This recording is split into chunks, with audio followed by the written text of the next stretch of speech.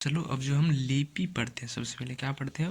हिंदी का लिपि पढ़ेंगे। लिपि का विकास क्रम क्या है, कैसी लिपि, अभी जो देवनागरी लिपि हुआ है कैसे बना, उसकी शुरुआती से अध्ययन करेंगे। ठीक है, तो पहले तो ये समझते हैं कि लिपि होता क्या है। तो लिखावट या भाषा के सभी ध्वनियों के लिए निर्धारित प्रतीक चिन्ह, लिखावट या भाषा की सभी ध्वनियों के लिए, सभी ध्वनि के लिए जो प्रतीक चिन्ह बनाई गई है वो उसे क्या कहते हैं? उसे लिपि कहते हैं। ध्वनियों के लिए जो चिन्ह बनाई गए हैं उसे क्या कहते हैं? लिपि कहते हैं। जैसे अ का जो एक चिन्ह है वो लिपि है। ठीक है। कामता प्रसाद गुरु के अनुसार, कामता प्रसाद गुरु क्या कहते हैं लिपि के बारे में? तो लिखित भाषा में मूल ध्वनियों के लिए जो चिन्ह मान लिए गए हैं, कि लिखित भाषा में मूल ध्वनियों के लिए जो चिन्ह मान लिए गए हैं वे वर्ण कहलाते हैं। वे क्या कहलाते हैं? वर्ण कहलाते हैं। पर जिस रूप में ये लिखे जाते हैं, कि बाएं से दाएं लिखे जाएगा कि दाएं से बाएं, पर जिस रूप में ये लिखे जाते हैं उसे लिपि कहते हैं। ठीक है। अब लिपि और भाषा में अंतर देखते हैं। तो लिपि और भाषा में क्या अंतर है? तो भाषा शब्द भाष धातु से बना। भाषा शब्द किससे बना है? भाष धातु से बना है, जिसका अर्थ है बोलना। भाषा शब्द भाष धातु से बना है जिसका अर्थ है बोलना। मानव मुख से जो निकलती है और हमारे कानों को सुनाई पड़ता है उसे भाषा कहते हैं। मानव के मुख से जो निकल रही है और हमारे कानों में जो सुनाई पड़ती है उसे भाषा कहते हैं। ठीक है। तो लिपि का आधार संकेत है। लिपि का आधार क्या है? संकेत है। लिपि दृष्टिगोचर होती है। दृष्टिगोचर यानी कि जिसे हम देख सकते हैं। लिपि क्या होती है? दृष्टिगोचर होती है, अर्थात जिसे हम लिखे हुए अपने आँखों से देख सकते हैं उसे लिपि कहते हैं। जिसे हम लिखे हुए अपने आँखों से देख सकते हैं उसे लिपि कहते हैं। ठीक है। लिपि दृष्टिगोचर होता है यानी कि जिसे हम देख सकते हैं। लिपि का विकास क्रम देखते हैं। लिपि का विकास देखते हैं क्रमानुसार। तो सबसे पहले चित्रलिपि थी। हड़प्पा सभ्यता, मोहनजोदड़ो से मिली है वो चित्र। तो क्या थी पहली लिपि?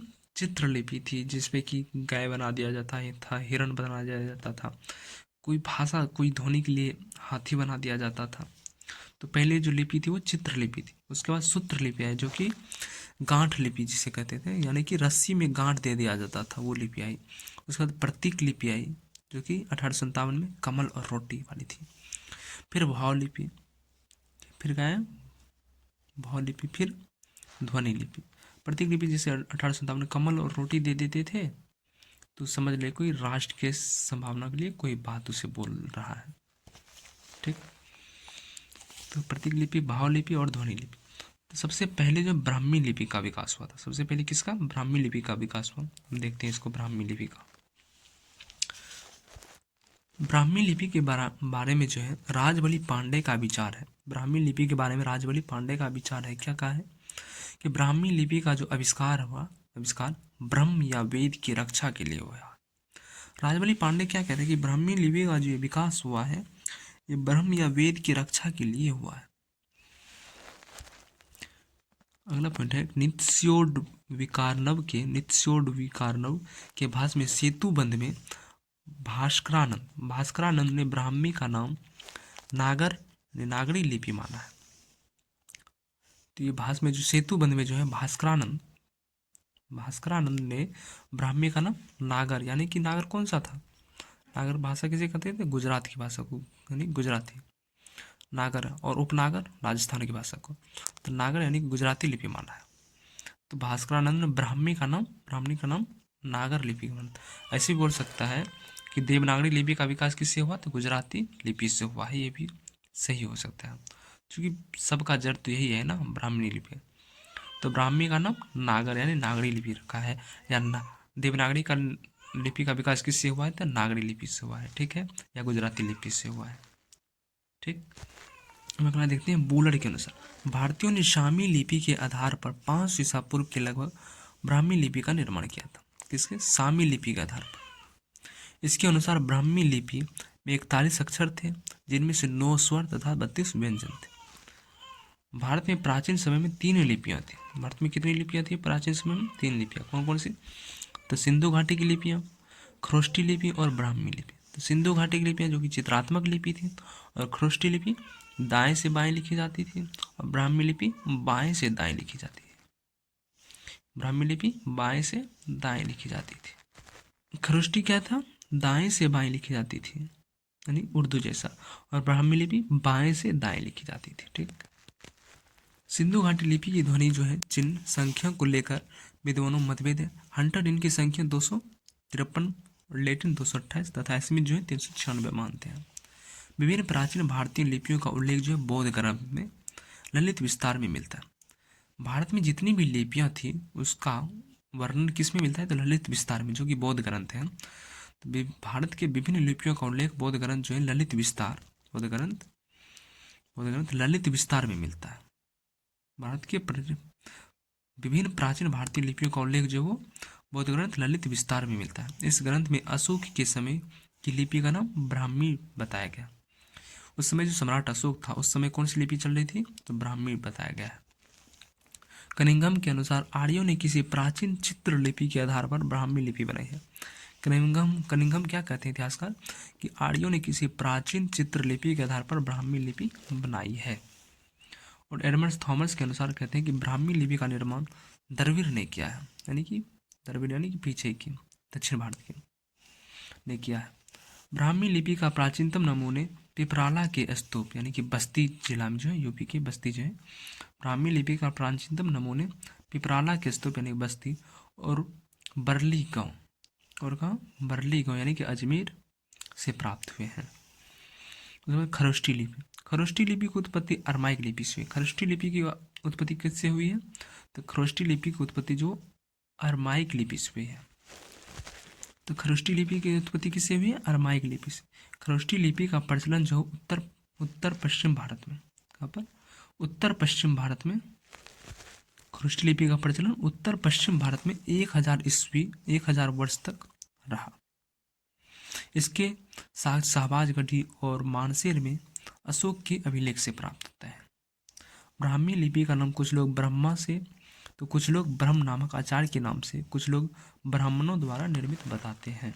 ठीक, अब आगे देखते हैं कि विकास की दृष्टि से ब्राह्मी लिपि को 3 भागों में विभाजित किया जा सकता है। विकास की दृष्टि से ब्राह्मी लिपि को 3 भागों में विभाजित किया जा सकता है। पहला प्रागैतिहासिक काल, दूसरा बौद्ध काल और गुप्त काल। तो प्रागैतिहासिक काल जो है वैदिक काल से 6वीं सदी तक, यानी कि वैदिक काल कब था, 2000 ईसा पूर्व से 6वीं सदी यानी 2000 ईसा पूर्व से 600 ईस्वी तक। और बौद्ध काल जब ब्राह्मी लिपि गोल आकार लेने लगी। और गुप्त काल इसके बाद ब्राह्मी आधुनिक लिपि में विकसित हुई। गुप्त काल इसके बाद जो है ब्राह्मी आधुनिक लिपि में विकसित हुई। गुप्त काल के आरंभ में ब्राह्मी लिपि के 2 भेद हो गए। गुप्त काल में जो है ब्राह्मी लिपि के 2 भेद हो गए। देखते हैं कैसे। ब्राह्मी लिपि जो है गुप्त काल में इसके 2 भेद हुए, कौन कौन, दक्षिणी शैली और उत्तरी शैली। दक्षिणी शैली और उत्तरी शैली। तो दक्षिणी शैली से वो विकसित हुआ तेलुगु कन्नड़ तमिल लिपि का विकास हुआ। ठीक है, ब्राह्मी लिपि के दक्षिणी शैली से तेलुगु कन्नड़ तमिल का विकास हुआ। और जो उत्तरी शैली जो गुप्त लिपि, सिद्ध मात्रेखा या कुटिल लिपि, डॉक्टर बुलर ने न्यूनकोर कहा है। और इनसे जो है देवनागरी लिपि बना और शारदा लिपि। देवनागरी लिपि 9वीं सदी में बना है और शारदा लिपि 10वीं सदी में। तो सिद्ध मात्रिक लिपि को जो है डॉक्टर बुलर ने निकोनिय लिपि का नाम दिया है। यही लिपि कालांतर में कुटिल लिपि के नाम से जाना जाता है या जानी गई है। ठीक है, एक बार क्या क्या पढ़े वो सब देख लेते हैं। ठीक है, तो सबसे पहले लिपि पढ़ें। लिपि क्या होता है, तो लिखावट या भाषा की सभी ध्वनियों के लिए जो है निर्धारित प्रतीक चिन्हों को लिपि कहते हैं। ठीक है, लिपि का विकास जो है क्रमानुसार, तो पहले चित्रलिपि आई, फिर सूत्रलिपि जो कि गांठ लिपि कहते हैं, रस्सी में गांठ दे दिया जाता था। उसके बाद प्रतीक लिपि आया, उसके बाद भाव लिपि, उसके बाद ध्वनि लिपि। ठीक, सबसे पहले ब्राह्मी लिपि का विकास हुआ और ब्राह्मी लिपि के बारे में पढ़ते हैं कि ब्राह्मी लिपि जो है राजबली पांडे का विचार है कि ब्राह्मी लिपि का आविष्कार ब्रह्म या वेद की रक्षा के लिए हुआ है। ठीक है, और सेतुबंध में महाभास्करानंद ने ब्राह्मी का नाम नागर या नागरी लिपि रखा है। ठीक है, और भारत के विभिन्न लिपियों का जो उल्लेख मिलता है वो बौद्ध ग्रंथ एक है, कौन सा, ललित विस्तार। भारत के विभिन्न लिपियों का, भारत के प्राचीन लिपियों का अगर अध्ययन करना है तो बौद्ध साहित्य यानी बौद्ध ग्रंथ एक है ललित विस्तार, जिनमें की मिलता है।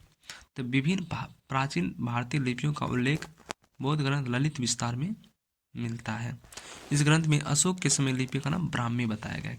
क्या बताया गया है? ब्राह्मी लिपि, यानी अशोक के समय जो चल रहा था वो ब्राह्मी लिपि चल रहा था। ठीक है। एडमंड थॉमस के अनुसार जो है, एडमंड थॉमस कहते हैं कि ब्राह्मी लिपि का निर्माण जो है वो द्रविड़ों ने किया है। ब्राह्मी लिपि का प्राचीनतम नमूने पिपराला के स्तूप बस्ती, यानी जो कि बस्ती में है, और बराली गांव जो कि अजमेर में है, वहाँ से प्राप्त हुए हैं। खरोष्टी लिपि की उत्पत्ति जो है वो अरमाइक लिपि से हुई है। खरोष्टी लिपि की उत्पत्ति कहाँ से हुई है? अरमाइक लिपि से हुई है।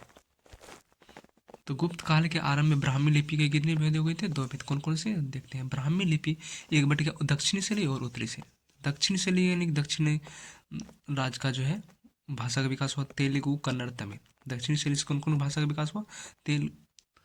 तेलुगु, कन्नड़ और तमिल। सॉरी, भाषा नहीं, दक्षिणी शैली। दक्षिणी शैली में से जो है तेलुगु, कन्नड़, तमिल लिपि का विकास हुआ। कौन कौन से? तेलुगु, कन्नड़, तमिल लिपि का विकास हुआ। ठीक। और एक आया उत्तरी शैली। तो उत्तरी शैली में जो है गुप्त लिपि बना। गुप्त लिपि के बाद सिद्ध मात्रेका, जिसे कि कुटिल लिपि भी कहते हैं। इसको जो है, इससे 2 लिपि बना, देवनागरी लिपि और शारदा लिपि। देवनागरी लिपि और शारदा लिपि। देवनागरी का जो विकास माना जाता है कि बोला जाता है कि नागरी यानी कि गुजरात की लिपि जो था, नागरी उसी से भी होता है। हाँ, तो वही बात है, दिखा देते एक बार। ब्राह्मी का नाम जो था नागड़ या नागरी लिपि भी था। और नागर कहाँ की भाषा, नागर कहाँ की भाषा थी? तो वो गुजरात की। तो मेन जो ब्राह्मणी लिपि है, नागर या नागरी, तो गुजरात के सबसे पहले जो है ये ब्रह्म लिपि वो गुजरात में ही विकसित हुआ। और इसी से देवनागरी भी बना। तो गुजरात की लिपि से देवनागरी बना है। तो नागरी लिपि से देवनागरी किस लिपि से बना है? नागरी लिपि से बना है। ठीक है। ये देवनागरी का विकास जो है वो किस भाषा से हुआ है? गुजराती भाषा की नागरी लिपि से हुआ है। ठीक है। तो अब हम लोग पढ़ेंगे देवनागरी लिपि। ठीक। तो देवनागरी लिपि को पढ़ते हैं। कुछ विद्वानों ने गुजरात के नागर ब्राह्मणों की लिपि होने से इसे नागरी लिपि कहा। देवनागरी लिपि, कुछ विद्वानों ने गुजरात के नागर ब्राह्मणों की लिपि होने से इसे नागरी लिपि कहते हैं। स्थापत्य की एक शैली नागर शैली थी। स्थापत्य की एक शैली जो है वो नागर शैली थी, जिसमें चतुर्भुज आकृति होती थी। स्थापत्य की एक शैली नागर शैली थी जिसमें चतुर्भुज आकृति होती थी। कुछ विद्वान कहते हैं कि देवनागरी लिपि, क्या कहते हैं? कुछ विद्वान जो कहते हैं कि देवनागरी लिपि का विकास जो है वो ब्राह्मी लिपि से हुआ है। बात सही है। ब्राह्मी लिपि जो है उत्तरी शाखा, यानी दक्षिणी शैली से तेलुगु, कन्नड़, तमिल का हुआ था। दिखाए थे ना, दक्षिणी शैली से तेलुगु, कन्नड़, तमिल लिपि का विकास हुआ था, और उत्तरी शाखा से ब्राह्मी लिपि।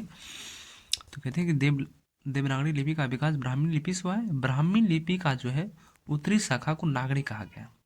ब्राह्मी लिपि का उत्तरी शाखा जो है वो उसे नागरी कहा गया था। नागरी जो कि गुजरात, नागरी कहाँ की है? गुजरात की भाषा है, तो नागरी कहा गया है।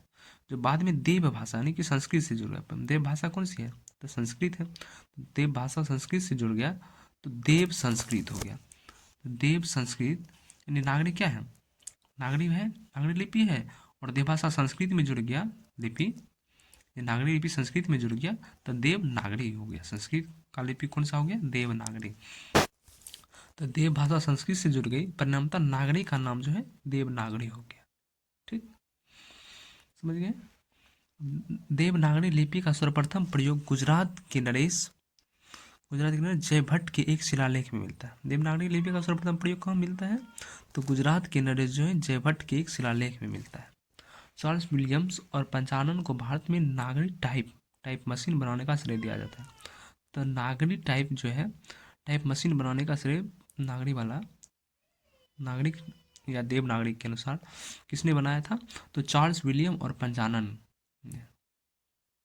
हिंदी, संस्कृत, मराठी, नेपाली भाषाओं में यह जो है यह लिपि प्रयुक्त हो रही है। देवनागरी लिपि किस किस में प्रयुक्त हो रही है या नागरी लिपि? तो हिंदी, संस्कृत, मराठी, नेपाली भाषाओं में जो यह लिपि प्रयुक्त हो रही है। तो समझिए देवनागरी लिपि का विकास ब्राह्मी लिपि से हुआ है। ब्राह्मी लिपि जो है, ब्राह्मी लिपि की उत्तरी शाखा को नागरी कहा जाता है, जो कि गुजरात में चल रहा था। उसी से बोल रहा है कि जब संस्कृत में प्रयुक्त होने लगा जब वो नागरी, तो ये खुद का एक नागरी हो गया कि देवनागरी। ठीक। तो देवनागरी लिपि का सर्वप्रथम प्रयोग गुजरात के नरेश जयभट्ट के एक शिलालेख में मिलता है। और चार्ल्स विलियम और पंचानन को जो है भारत में नागरी टाइप मशीन बनाने का श्रेय दिया जाता है। और जो है देवनागरी हिंदी, संस्कृत, मराठी, नेपाली भाषाओं में भी यह लिपि प्रयुक्त हो रही है। देवनागरी हिंदी, संस्कृत, मराठी, नेपाली में, हिंदी, संस्कृत, मराठी, नेपाली। ठीक। तो अब जो है देवनागरी लिपि की विशेषता देखते हैं कि देवनागरी लिपि में विशेषता क्या है। तो इसमें जो एक वर्ण के लिए एक ध्वनि रखा गया, ये ना कि 2-3 ध्वनि एक ही वर्ण में हो जाएगा। तो एक वर्ण के लिए एक ध्वनि। वर्णमाला का क्रम जो है वैज्ञानिक है। वर्णमाला का क्रम क्या है? वैज्ञानिक। तो सबसे पहले कंठ में आएगा, सबसे पहले कंठ, जैसे अ आ सई दीर्घ, अ ई उ, मूर्धा आ गया उ, फिर दंत, फिर ओष्ठ, प फ, ये सब जो है ओष्ठ आ जाता है। सबसे पहले वैज्ञानिक वर्णमाला का क्रम क्या है? वैज्ञानिक है। पहले कंठ, तालु, मूर्धा, दंत और ओष्ठ। कंठ, तालु, सबसे पहले हवा निकलेगी तो वहाँ से क, जैसे कंठ से, फिर तालु, फिर मूर्धा, फिर दंत, फिर ओष्ठ से। इसी वैज्ञानिक क्रम से क्रमानुसार अक्षरों का क्रम रखा गया है। व्यंजनों के साथ होने पर देवनागरी में व्यंजन संयोग प्रवृत्ति दिखाई देती है, जैसे क्ष, त्र, ज्य आदि। संस्कृत, नेपाली, हिंदी, मराठी की यह एकमात्र लिपि है। संस्कृत और नेपाली, हिंदी, मराठी की यह एकमात्र लिपि है। कौन सी? देवनागरी। तो देवनागरी लिपि की विशेषता क्या सब हो गया? तो इसमें एक वर्ण के लिए एक ध्वनि है। इसकी जो है इनका वर्णमाला का जो क्रम है वो वैज्ञानिक है, कि कंठ सबसे पहले वर्ण का जो उच्चारण होगा, पहले अ, जैसे अ करते हैं तो कंठ से निकलता है, फिर तालु वाला आ जाता है ट, थ, ट, ये तालु वाला आ गया। तो तालु, मूर्धा, दंत, ओष्ठ इस क्रम से निकलता है। ठीक है। अब अब कुछ अन्य तत्व को देखते हैं। जैसे संस्थागत प्रयासों में सबसे पहला प्रयास 1953 में हिंदी साहित्य सम्मेलन की ओर से हुआ। तो संस्थागत प्रयासों में सबसे पहला प्रयास 1953 ईस्वी में हिंदी साहित्य सम्मेलन की ओर से हुआ। इस वर्ष महात्मा गांधी को सभापतित्व में नागरी लिपि सुधार समिति, नागरी लिपि में जो कुछ गलतियां थी उसमें सुधार के लिए समिति बनाई गई। महात्मा गांधी सभापतित्व में नागरी लिपि सुधार समिति बनाई गई, जिसके संयोजक काका कालेकर थे। जिसके संयोजक कौन थे? उसके संयोजक कौन थे? काका कालेकर थे। तो 1945 ईस्वी में काशी नागरी प्रचारणी सभा, काशी नागरी प्रचारणी सभा जो 1945 ईस्वी में नागरी लिपि सुधार उप समिति का निर्माण किया। तो नागरी प्रचारणी सभा जो है 1945 ईस्वी में नागरी लिपि सुधार का उप समिति का निर्माण किया। देवनागरी के मानकीकरण यानी साइंटिफिक मानकीकरण के संबंध में सबसे बड़ा और पहल सरकारी प्रयास 1947 ईस्वी में किया गया। तो देवनागरी का जो है मानकीकरण रूप देने के लिए सबसे पहला जो है सर्वप्रथम सरकारी प्रयास वो 1947 ईस्वी में किया गया था। ठीक। अगला है 1953 ईस्वी में हिंदी भाषी प्रदेशों की 1953 ईस्वी में हिंदी भाषी प्रदेशों के शिक्षा मंत्रियों, जिसे हिंदी भाषी प्रदेशों के हर राज्य के शिक्षा मंत्रियों का सम्मेलन हुआ, बुलाया गया और उसमें 2 सुझाव दिए गए। 1953 में जो हिंदी भाषी प्रदेशों के सभी शिक्षा मंत्रियों को बुलाया गया, सम्मेलन हुआ और उसमें 2 सुझाव दिया गया। क्या क्या? कि ई की मात्रा को जो है ई की मात्रा की पाई को छोटी करके दाहिनी ओर लिखा जाए, और दूसरा सुझाव दिया कि ख जो है ये ख उसको इस तरह लिखा जाए, ख को ख इस तरह के रूप में, इस ख को ख के रूप में लिखा जाए ताकि इसे रब ना पढ़ ले, ताकि इसे इस ख को जो देख रहे हो रब भी पढ़ सकता है, ताकि रब ना पढ़े, इसलिए इसे सटा के इस तरह ख लिखा जाना चाहिए। ठीक। 1966 ईस्वी में मानक देवनागरी वर्णमाला 1966 ईस्वी में मानक देवनागरी वर्णमाला प्रकाशित की गई। मानक देवनागरी वर्णमाला को प्रकाशित की गई 1966 ईस्वी में। इसी मंत्रालय शिक्षा मंत्रालय की ओर से किया गया था। 1967 में हिंदी वर्तनी का मानकीकरण प्रकाशन हुआ। ठीक है। अब कुछ कथन को देखते हैं। तो संसार की यदि कोई सर्वांग पूर्ण अक्षर है तो देवनागरी के हैं। किसने कहा? सर आइजमाइक पिटमैन ने क्या कहा था कि संसार की यदि कोई सर्वांग पूर्ण अक्षर है तो वो देवनागरी है। और आचार्य विनोबा क्या कहते हैं? नागरी लिपि से बढ़कर वैज्ञानिक लिपि मैंने पाई नहीं। नागरी लिपि से बढ़कर वैज्ञानिक लिपि आज तक मैंने पाई नहीं। किसने कहा था? आचार्य विनोबा ने। और राहुल संगरतन ने क्या कहा? देवनागरी लिपि दुनिया की सर्वाधिक वैज्ञानिक लिपि है, कि देवनागरी लिपि दुनिया की सर्वाधिक वैज्ञानिक लिपि है। किसने कहा था? तो राहुल संगरतन ने। तो लिपि खत्म हुआ। अब देखेंगे कुछ जो है हम लोग कि संचार यानी कंप्यूटर में हिंदी का प्रयोग कैसे क्या हुआ। उसके बारे में, ठीक है। तो चलिए चलते हैं उस जगह। तो अब देखते हैं हिंदी संचार यानी कंप्यूटर विकास, हिंदी का कंप्यूटर पर विकास जो हुआ है वो कैसे हुआ है, किस प्रकार हुआ है। तो सूचनाओं का आदान प्रदान का माध्यम, सूचनाओं का आदान प्रदान का माध्यम संचार कहलाता है। सूचनाओं का आदान प्रदान का माध्यम ही संचार कहलाता है। जैसे पत्र पत्रिका, मोबाइल, कंप्यूटर, टीवी आदि, ये सब संचार है। भाषा के यांत्रिकरण यानी मशीनरीकरण, ये भाषा की यांत्रिकरण की शुरुआत जो है टाइपराइटर से होती है। भाषा की यांत्रिकरण की शुरुआत जो वो टाइपराइटर से होती है। 1960 में संचार मंत्रालय के अंतर्गत, 1960 ईस्वी में जो है संचार मंत्रालय के अंतर्गत हिंदुस्तान टेली प्रिंटर नामक उद्यम प्रारंभ हुआ। हिंदुस्तान टेली प्रिंटर नामक उद्यम प्रारंभ कब हुआ था? 1960। तो 1960 ईस्वी में जो संचार मंत्रालय के द्वारा ही जो है हिंदुस्तान टेली प्रिंटर नामक उद्यम प्रारंभ हुआ। अब कंप्यूटरीकरण, कंप्यूटर के दो अंग होते हैं, कौन कौन से? हार्डवेयर और सॉफ्टवेयर। कंप्यूटर के कितने अंग होते हैं? एक तो हार्डवेयर तथा दूसरा सॉफ्टवेयर। सॉफ्टवेयर के भी दो तरह होते हैं। सॉफ्टवेयर में आज सॉफ्टवेयर भी दो तरह के होते हैं, कौन कौन? एक तो सिस्टम सॉफ्टवेयर और दूसरा एप्लीकेशन सॉफ्टवेयर। कौन कौन से? सिस्टम सॉफ्टवेयर और एप्लीकेशन। तो कंप्यूटर में देखो, कंप्यूटर के दो अंग होते हैं, एक तो हार्डवेयर और दूसरा सॉफ्टवेयर। और सॉफ्टवेयर भी दो प्रकार के होते हैं। सबसे पहले कंप्यूटर दो प्रकार के हो गए, हार्डवेयर और एक सॉफ्टवेयर। और सॉफ्टवेयर भी दो प्रकार के होते हैं, सिस्टम सॉफ्टवेयर और दूसरा एप्लीकेशन सॉफ्टवेयर। हिंदी में अपना सिस्टम सॉफ्टवेयर विकसित नहीं हुआ। हिंदी में जो है अपना सिस्टम सॉफ्टवेयर विकसित नहीं हुआ। एप्लीकेशन सॉफ्टवेयर ही वह क्षेत्र है जो सीधे सीधे हिंदी में कंप्यूटरीकरण से जुड़ा है। हिंदी में जो है अपना सिस्टम सॉफ्टवेयर तो विकसित नहीं हुआ, बट हिंदी को जो हम लेके बैठे हैं सो एप्लीकेशन सॉफ्टवेयर के ही माध्यम से। तो एप्लीकेशन सॉफ्टवेयर ही वह क्षेत्र है जो सीधे सीधे हिंदी में कंप्यूटरीकरण से जुड़ा है। 1977 में हैदराबाद की एक कंपनी थी ECIL। 1977 में हैदराबाद की ECIL नामक कंपनी ने फोर्ट्रॉन नामक कंप्यूटर, कौन सी? फोर्ट्रॉन नामक कंप्यूटर भाषा में पहली बार हिंदी को कंप्यूटर पर उतारा। तो 1977 में हैदराबाद की ECIL नामक कंपनी ने फेरट्रॉन नामक कंप्यूटर का नाम क्या था? फेरट्रॉन। हैदराबाद की एक कंपनी थी ECIL, जो कि 1977 में फेरट्रॉन नामक कंप्यूटर पर जो पहली बार हिंदी भाषा को कंप्यूटर पर उतारा। ठीक।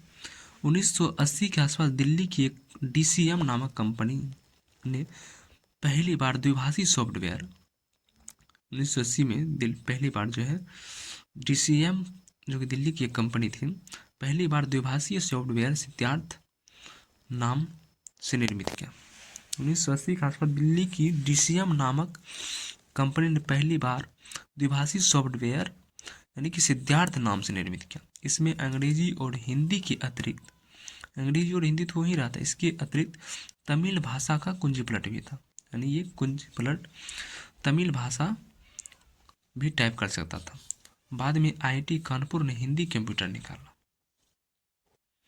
ठीक है, बाद में IIT कानपुर ने हिंदी कंप्यूटर निकाला। अगला पॉइंट है CM हैदराबाद से लिपि नाम का त्रिभाषी कंप्यूटर बाजार में आया। कहाँ से? CM हैदराबाद से लिपि नाम का, किससे? लिपि नाम का। तो CM हैदराबाद से जो है लिपि नाम का त्रिभाषी कंप्यूटर बाजार में आया। अब तो लगभग एक दर्जन प्रकार की कई कीबोर्ड बन गए हैं। एक दर्जन प्रकार की कीबोर्ड बन गए। नए लोग हिंदी को कंप्यूटर के माध्यम से सीख सके, नया लोग जो कि हिंदी नहीं जानता है वो भी लोग कंप्यूटर के माध्यम से सीख सके, इसके लिए केंद्र सरकार जो है लीला नामक एक पैकेज तैयार किया है। तो नए लोग हिंदी को कंप्यूटर के माध्यम से भी सीख सके, इसके लिए जो है केंद्र सरकार ने लीला नाम का एक पैकेज तैयार किया है। तो ठीक है, अब आज की वीडियो में यहीं तक। अब अगले दिन जो स्टार्ट करेंगे हम लोग आदिकाल से स्टार्ट करेंगे, आदिकाल के साहित्य से कुछ वहाँ से स्टार्ट करेंगे। तो अब जो है हम ये वीडियो यहीं ख़त्म करते हैं, तो मिलेंगे नेक्स्ट पार्ट में। सो इसके लिए धन्यवाद।